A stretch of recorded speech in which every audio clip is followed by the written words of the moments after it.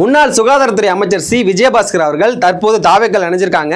இனிமே தமிழ்நாட்டில் தாவேக்கு ஆட்சியது நடக்க போகுது அப்படின்ற மாதிரி அதிகாரப்பூர்வ அறிவிப்புன்னு அவர் தரப்புல இருந்து வெளியிட்டு இருக்காங்க.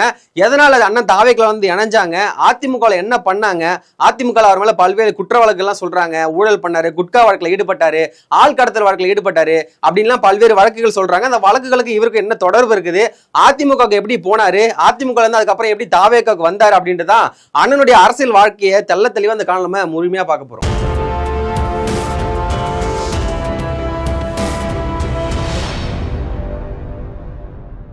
சி விஜயபாஸ்கர் அவர்கள் இவர் வந்து பாத்தீங்கன்னா புதுக்கோட்டை மாவட்டத்தில் பிறந்து வளர்ற இவரு கொஞ்சம் கொஞ்சமா தன்னோட பள்ளி படிப்பை முடிச்சு ஒரு வழியா கல்லூரியும் படிக்கிறாரு. டாக்டர் படிச்ச அவருக்கு அப்பவே அரசியல் ஆர்வம் வருது. ஏன் இவருக்கு அரசியல் ஆர்வம் வருது அப்படின்னு பாத்தீங்கன்னா, இவருடைய தந்தையாகிய சின்னத்தம்பி அவர்கள் ஏற்கனவே அதிமுக அறியப்பட்ட ஒரு முகமா இருக்காரு. அந்த பகுதியில எல்லாருக்குமே அவர் தெரியக்கூடிய ஒரு ஆளாவும் இருக்காருங்க. அப்படிப்பட்ட அப்பா வந்து அதிமுக நம்ம பையன் திமுக போவாங்க, அது இன்னைக்கு வேற நடக்கலாம். ஆனா அன்னைக்கு வந்து பாத்தீங்கன்னா அப்பா எந்த கட்சியில இருக்காங்களோ அந்த கட்சியில தான் பெரும்பான்மையா பிள்ளைகளும் இருப்பாங்க. அப்படி தன்னுடைய அப்பா அதிமுக இருக்காருன்ற காரணத்தினால இவரும் அதிமுக போய் இணையணுன்ற மாதிரி விருப்பப்படுறாருங்க. விருப்பப்பட்டு அப்படியே கொஞ்சம் கொஞ்சமா கட்சியில வளரணும் அப்படின்னு நினைக்கிறாரு. கட்சியில வளரணும்னா கண்டிப்பா ஏதாச்சும் நமக்கு பொறுப்பு வேணும்னு நம்ம எதிர்பார்ப்போம்ல, அப்படி பொறுப்பை எதிர்பார்த்துட்டு இருக்காரு அண்ணன் அவர்கள். அப்படி பொறுப்பை எதிர்பார்த்துட்டு காத்துட்டு இருக்க ஒரு சூழ்நிலையில அவருக்கு அதிர்ஷ்டவசமா நிறைய முன்னாள் அமைச்சர்கள், முன்னாள் எம்எல்ஏக்கள் அவங்களுடைய பசங்க கூட பழகிற வாய்ப்பு கிடைச்சிருக்கு. இவங்களை வச்சு நம்ம பழகி கொஞ்சம் கொஞ்சமா அரசியல மேல போகலாம் அப்படின்ற மாதிரி ரகுபதி அவருடைய பையன், அதே மாதிரி பொன்முடி அவர்களுடைய பையன், இதே மாதிரி கொஞ்சம் கொஞ்சமா கட்சியில யாரெல்லாம் பெரிய பெரிய ஆள் இருக்காங்களோ அவங்களுடைய பசங்க கூட எல்லாம் பழகிருக்காரு. உதாரணத்துக்கு பொன்முடி பையன் வந்து கௌதம சிகாமணி இருக்காரு பாத்தீங்களா, அவர் கூடவா இருக்கலாம். இதே மாதிரி ஒவ்வொருத்தர் கூட பழகி அவங்களுடைய அப்பா கிட்டே போய் அறிமுகமாகி அப்பான்னு அவங்களே கூப்பிடுற அளவுக்கு அவர் வந்து கொஞ்சம் கொஞ்சமா வளர்ந்து வந்திருக்காருங்க. அதன் பிறகு அதிமுக நமக்கு ஒரு பொறுப்பு வேணும், எல்லாரும் அதிமுக இருக்கும், பொறுப்பு இல்லைன்னு கேட்கிறாங்களே அப்படின்ற காரணத்தினால ஒரு பொறுப்புக்காக இயங்கியிருக்காரு. அந்த ஒரு சூழ்நிலையில் தான் அவருக்கு ஒரு வாய்ப்பு ஒன்று கிடைக்கப்பட்டிருக்குங்க. 1998 செல்வி ஜெயலலிதா அவர்கள் சிதம்பரம் அண்ணாமலை பல்கலைக்கழகத்துக்கு ஒரு நிகழ்ச்சி ஒன்று வந்திருக்காங்க. அப்படி வந்து அவங்க நிகழ்ச்சியை முடிச்சுட்டு அங்க உள்ள கெஸ்ட் ஹவுஸ் தங்கியிருக்காங்க. இந்த விஷயத்தை அறிஞ்சிட்ட விஜயபாஸ்கர் அவர்கள் நம்ம எப்படியாச்சும் அவங்க கிட்ட போய் அறிமுகம் ஆயிடணும் அப்படின்னு திட்டம் போறாரு. நம்ம நேரடியா போய் அறிமுகமானா கண்டிப்பா நம்மளை பெரிதா கண்டுக்க மாட்டாங்க அப்படின்ற காரணத்தினால அவங்களுடைய உருவத்தை உப்பாலே வரைஞ்சிருக்காருங்க. அந்த உப்பால வரைஞ்ச அந்த உருவம் ஒரு வழியா செல்வி ஜெயலலிதா அவர்கள் போய் சேர்ந்திருக்கு. அவங்க இதை யாரும் அவளை துத்திரமா வரைஞ்சிருக்கா, இவங்களை நம்ம பார்த்தே ஆகணும் அப்படின்ற மாதிரி இவர் நேரில் வரவழைச்சு பார்த்திருக்காங்க. பார்க்கும்போது தான் இவருக்கு கொஞ்சம் அரசியல் புரிதல் இருக்கு, ஓரளவு கொஞ்சம் சிந்தனையோட யோசிக்கிறார் அப்படின்ற காரணத்தினால அவருக்கு கடலூர் மாவட்டத்தில் இருக்கக்கூடிய மாவட்ட இளைஞரணி பொறுப்பு வந்து வழங்கியிருக்காங்க. அதன் பிறகு வந்து பாத்தீங்கன்னா படிப்படியா கட்சியில கொஞ்சம் கொஞ்சமா வளர்ந்து வந்திருக்காரு. புதுக்கோட்டையில இருந்து கடலூருக்கும் போயிட்டு கட்சி வேலைகளையும் அவர் மேற்கொண்டு இருக்காரு. அதன் பிறகு வந்து பாத்தீங்கன்னா 2001 புதுக்கோட்டையில ஒரு வேட்பாளர் தேர்ந்தெடுக்கணும் அப்படின்னு முடிவு பண்றாங்க. அதற்கு வந்து பாத்தீங்கன்னா விஜயபாஸ்கர் அவர்கள் தேர்வு செய்யலாம் அப்படின்ற மாதிரி ஒரு முடிவு பண்ணிருக்காங்க. தேர்வு செஞ்சு ஒரு வழியா 2001 தேர்தலில் அவர் வென்றும் காட்டுறாருங்க. அதன் பிறகு கொஞ்சம் கொஞ்சமா அப்படி படிப்படியா வந்து வளர்ந்து வர்றாரு கட்சியில.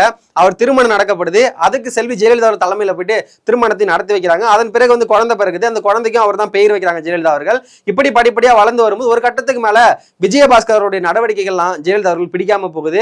இந்த காரணத்தை தெரிஞ்சிட்ட விஜயபாஸ்கர் அவர்கள் இதுக்கப்புறம் நம்ம கட்சியில இருக்கணுமா அப்படின்ற மாதிரி கொஞ்சம் கொஞ்சமா கட்சியை விட்டு அப்ஸ்காண்ட் ஆக ஆரம்பிக்கிறாங்க. அப்படி அப்ஸ்காண்ட் ஆன அவரு அதுக்கப்புறம் பாத்தீங்கன்னா கொஞ்சம் கொஞ்சமா கட்சி விட்டு நம்ம விலகிடலாம் அப்படின்ற ஒரு முடிவு வரும்போது அப்போதான் பாத்தீங்கன்னா வெங்கட் அப்படின்ற ஒருத்தர் வந்து ஏற்கனவே அவருக்கு தெரியும். இப்போ திரும்ப அவர் வந்து என்ன சொல்றாருன்னா, வா கொஞ்சம் கொஞ்சமா நம்ம கட்சியில பயணிக்கலாம் அப்படின்ற மாதிரி கூப்பிட ஆரம்பிக்கிறாரு. அவங்க வெங்கட் மூலமா சசிகலா அவர் கூட நல்லா பழக்கமாகறாங்க. சசிகலா உட்பட எல்லாமே கட்சியில கூடிய 2ஆம் கட்ட தலைவர் எல்லாருமே வந்து அறியப்பட்ட ஒரு முகமா விஜயபாஸ்கர் வந்து உருவெடுத்து வராருங்க. அதன் பிறகு வந்து பாத்தீங்கன்னா கொஞ்சம் கொஞ்சமா வளர்ந்து திரும்ப 2011 தேர்தலில் அவருக்கு சீட்டு கொடுக்கப்படுது. 2011 தேர்தலில் விராலிமலையிலையும் அவர் வென்று காட்டுறாரு. அதன் பிறகு வந்து பாத்தீங்கன்னா கட்சி நடவடிக்கை எல்லாம் கொஞ்சம் கொஞ்சமா ஆர்வம் காட்டி முனைந்து கட்சி நடவடிக்கை எல்லாம் கொஞ்சம் மேற்கொண்டு எடுத்து வரதுனால அவருக்கு வந்து சுகாதாரத்துறை அமைச்சர் பொறுப்புங்கிறது 2013 கொடுக்கப்படுறாங்க. அதன் பிறகு 2021 வரைக்கும் தமிழ்நாட்டினுடைய சுகாதாரத்துறை அமைச்சராகவும் இருந்து செயல்பட்டு வந்திருக்காரு. 2018 தமிழ்நாட்டில் கஜா புயல் வந்தப்ப எல்லாருமே மிகப்பெரிய பாதிப்புக்குள்ளா இருந்தோம். இந்த பாதிப்புக்குள்ளான டைம்ல போயிட்டு நம்ம கண்டிப்பா மக்களோட நின்னா தான் நமக்கு ஒரு பப்ளிசிட்டி கிடைக்கின்ற காரணத்தினால போய் நேரடியா மக்கள்கிட்டே நின்று மக்களுக்கு நல்லது செய்யற மாதிரி நிறைய விஷயங்களே அவர் செஞ்சிருந்தாங்க. 2019 சுர்ஜித் அப்படின்ற ஒரு பையன் ஆழ்துளை கிணற்று சிக்கி நம்ம இறந்ததை பார்க்க முடியுது. இந்த சம்பவத்துல காலையில இருந்து அந்த இரவு வரைக்குமே அந்த பையன் கூடவே இருந்து அங்க என்னென்ன பணிகள்லாம் மேற்கொள்ள முடியுமோ எல்லாத்துக்கும் உதவி செஞ்சு அவர் அங்க கூடவே இருந்திருந்தாரு. அதன் பிறகுதான் பாத்தீங்கன்னா அண்ணன் வந்து நிறைய வேலைகள்லாம் செய்ய ஆரம்பிச்சிருக்காரு. என்னன்னு பாத்தீங்கன்னா அரசியல் வந்திருக்காரு. அரசியல் சின்ன வயசுல இருந்து பிறந்து வளர்ந்து அப்பாவுடைய செல்வாக்கு, அதன் பிறகு வந்து அமைச்சருடைய பையனுடைய செல்வாக்கெல்லாம் பயன்படுத்தி கட்சிக்குள்ள வளர்ந்து வந்திருக்காரு. ஆனா கட்சிக்குள்ள வளர்ந்து வந்த அவரு நிறைய வழக்குகள்ல ஈடுபட்டு இருக்காரு அப்படின்ற மாதிரி ஒரு குற்றச்சாட்டு நம்ம பார்க்க முடியுதுங்க. என்னென்ன வழக்கெல்லாம் ஈடுபட்டு அப்படின்னு பாத்தீங்கன்னா 2016 வந்து பாத்தீங்கன்னா குட்கா வழக்குல வந்து ஈடுபட்டு இருக்காரு. குட்காங்கிறது 2013 தமிழ்நாட்டில் பேன் பண்ண செய்யப்பட்ட ஒண்ணு.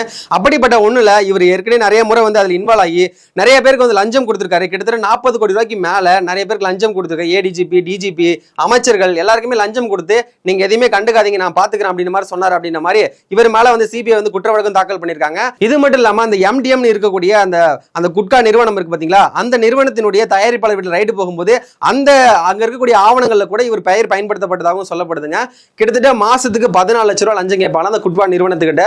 எனக்கு லஞ்சம் கொடுத்தா மட்டும்தான் நீங்க இதை வந்து பயன்படுத்த முடியும், நீங்க இதை கொண்டு போய் விநியோகம் பண்ண முடியும் அப்படின்ற மாதிரி அவங்களையும் மிரட்டி காசு வாங்கியிருக்காரு.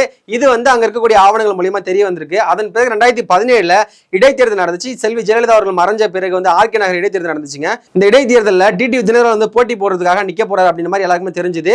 இதுல வந்து டிடிவி தினகரன் நிக்கிறாரு அப்படின்னா கண்டிப்பா ஓட்டுக்கு பணம் கொடுக்குற மாதிரி ஒரு நிலை உருவாகுது. அதுல வந்து மொத்த செலவு நான் பாத்துக்கிறேன்ற மாதிரி மொத்தமா 89 கோடி வந்து ஸ்பான்சர் பண்ணிருக்காரு. கிட்டத்தட்ட அங்க இருக்கக்கூடிய வாக்காளர் எல்லாருக்குமே ஒரு நபருக்கு 4000 ரூபாய் கொடுக்குற மாதிரி திட்டமிட்டு அந்த பணத்தையும் வந்து இவர் ரெடி பண்ணிருக்காரு. அதன் பிறகு அந்த பணத்தை கைப்பற்றப்பட்டு RK நகர் இடைத்தேர்தலுங்கிறதே முழுமையா நிராகரிக்கப்பட்டு நிறுத்தப்பட்டுச்சுங்க.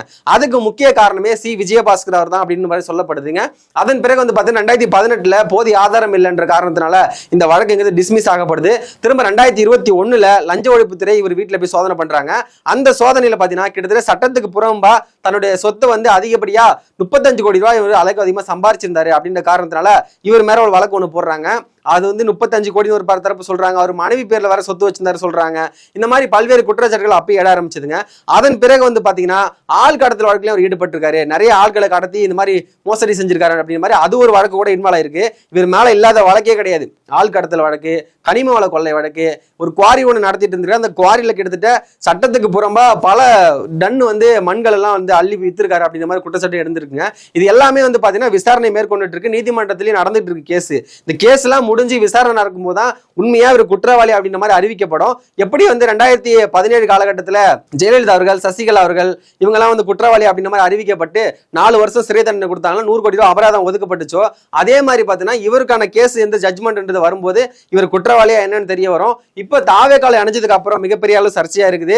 அதிமுக ஊழல் சக்தின்னு சொன்ன விஜய் அவர்கள் எப்படி இவரை அணைச்சிக்கலாம், இவர் எத்தனையோ ஊழல்ல இன்வால்வ் ஆயிருக்காருல அப்படின்ற மாதிரி ஒரு கேள்வி எழப்பட்டு இருக்கு. அப்படிதான் நிறைய பேர் சொல்லும் போது இவர் என்ன சொல்றாருன்னா, இவங்களுடைய தரப்பு என்ன சொல்றான்னு பாத்தீங்கன்னா, அந்த கேஸ்ல நிரூபிக்கப்படலங்க, நிரூபிக்கப்பட்டாதான் ஒரு குற்றவாளி, அது வரைக்கும் அவர் குற்றவாளி நம்ம சொல்ல முடியாது அப்படின்ற மாதிரி இவங்க தரப்பு சொல்லிட்டு இருக்காங்க.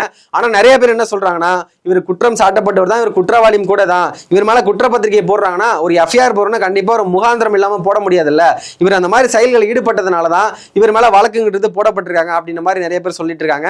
எது எப்படியோ விஜய் அவர்கள் அதிமுக ஊழல் சக்தின்னு சொல்லிட்டு இப்ப இவங்களை கட்சியில சேர்த்திருக்காங்க அப்படின்ற மாதிரி கட்சிக்கே ஒரு மிகப்பெரிய கெட்ட பேர் ஏற்படுத்தும் அப்படின்ற மாதிரி ஒரு சில வட்டாரங்கள்ல பேசுறாங்க.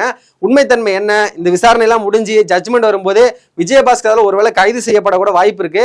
அப்படி அவர் கைது செய்யப்பட்டார்னா கிட்டத்தட்ட 10 வருஷம் கூட சிறை தண்டனை அனுபவிக்க கூட வாய்ப்பு இருக்குது.